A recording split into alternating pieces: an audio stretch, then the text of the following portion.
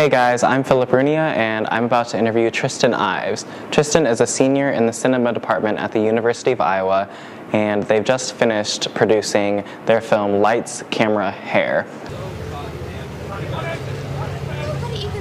There's no desperation. Oh, come on. What do you mean roll video? Seconds. We're f***ing killing ourselves out here, and you're going to be ready. I am too. I'm standing So we right play by mood the music? door.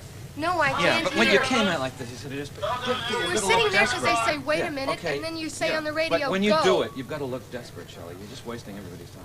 I actually started the film not knowing what it was going to be.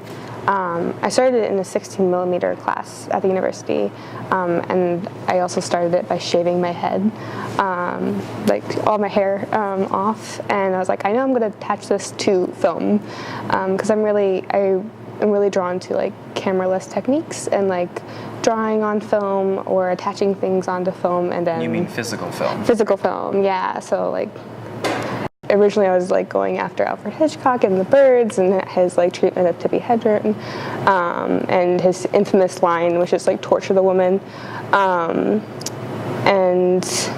I was going to go after a bunch of people, and then I came across The Shining, and I focused on that a long time, and I was like, I'll go after other people another day. I'll just sift through all this Shining footage. Is it tough for you to sit and watch that? Yeah, you have to like, you know, I was reading articles, I was reading like Hollywood gossip, I was reading facts. Like, I think the Hollywood gossip is like the most hard part because like everybody's like, oh, well, it's gossip, so it's not completely accurate. And it's like, you know, like, is it, you know, I feel like Shelley Duvall's story is treated like Hollywood gossip, and it's like she physically lost her hair, she like her mental health declined. That is like fact, and people still treat it like it's like it doesn't really need to be talked about. When I did Lights, Camera, Hair, I was doing it like I put the hair film basically in response to knowing that Shelley Duvall lost a lot of her hair due to stress because of how she was treated in The Shining.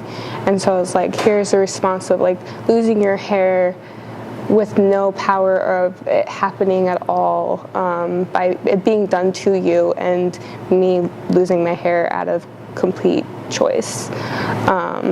And so in a way I tried to sympathize and maybe empathize with her in a way of being a non-male individual in the cinema field, and so that's kind of how I approached it. I like that. In a way, it's almost as if you give her some sort of vicarious agency through layering the hair over the film in that way as well.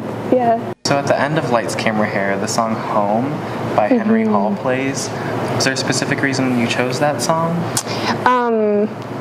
So that at the end of Lights, Camera, Hair, there's this like conversation that's happening between Jack Nicholson and the previous caretaker, and while they're talking, this like song Home is being played in the background by an orchestra, which is like all in Jack's head, like in the narrative, but I found it